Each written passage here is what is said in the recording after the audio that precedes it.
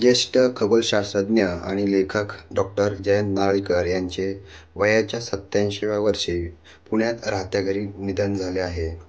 जयंत नारळीकर हे मूळचे कोल्हापूरचे.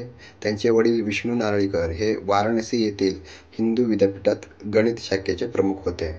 तर त्यांच्या आई मंगला या देखील गणितज्ञ म्हणून ओळखल्या जात होत्या.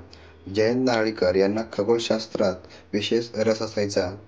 सामान्य माणसाला खगोलशास्त्र अवगत व्हावे यासाठी त्यांनी अनेक पुस्तके लिहिली आहेत.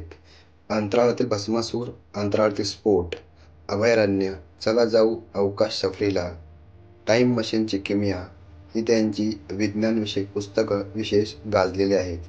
गेली अनेक वर्षे ते खगोलशास्त्रात संशोधनाचे काम करत होते.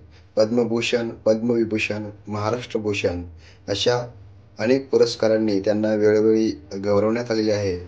डॉक्टर जयंत नारळीकर यांना आपण भावपूर्ण श्रद्धांजली वाहूयात.